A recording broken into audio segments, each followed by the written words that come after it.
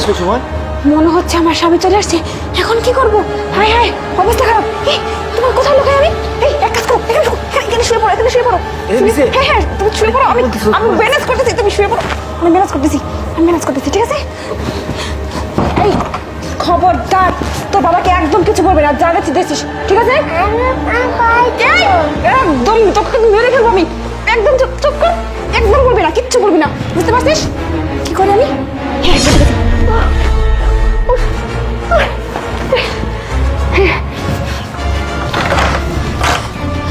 কি ব্যাপার প্রিয়া, তোমার দরজা খুলতে এত লেট হলো কেন? দরজা খুলতে কেন তো লেট হলো? শুনবে, দেখো তোমার ছেলে আমাকে কামড়ে কামড়ে কি করছে, দেখো রক্ত বের হয়ে গেছে আমার। তোমার এই বাচ্চার জন্য আমি সারাদিনে এতটুকু শান্তি পাই না, আমার জীবনটা অতিষ্ঠ করে ফেলে, আমাকে ধরে মারধর করে, আমাকে চুপ থাকো। এইটুকু একটা বাচ্চা তোমাকে ধরে মারধর করে না? তুমি দেখতেছো আমার কামড়ে কি করছে? আরে ছোট মানুষ, একটু কামড় দিতেই পারে, তাই বলে যে ও তোমাকে সবসময় মারধর করবে, এটা আবার কেমন কথা? আর তুমি মা হিসেবে একটু সহ্য করতে পারো না? কিসের মা? ওকে আমার নিজের জন্মানো সন্তান, এটা হচ্ছে আমার সৎ সন্তান, তোমার আগের বউয়ের সন্তান।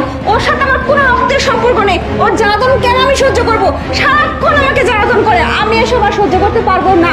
হয় তুমি এই সন্তানকে তোমার সাথে নিয়ে যাবে, আর নাহলে ওকে এতিমখানা দিয়ে দিবে। নিয়ে যাও এখান থেকে, আমি পারবো না ওকে লালন পালন করতে।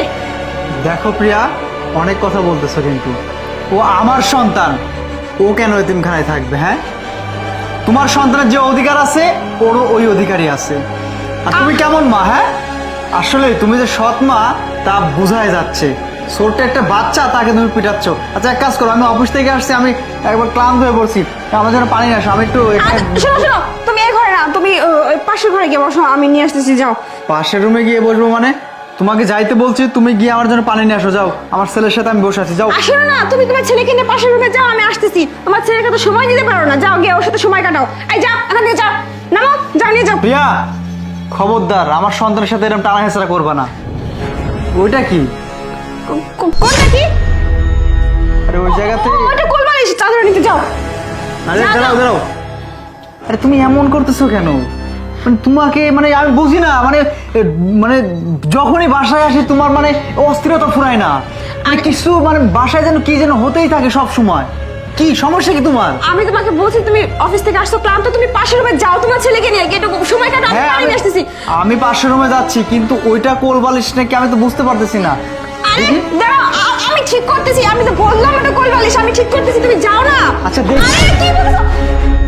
আরে এদিকে আয়, এদিকে। আরে সর্বনাশ, বাসার ভিতরে এরকম একটা তরতাজা কোলবালিশ, বাহ কি সুন্দর।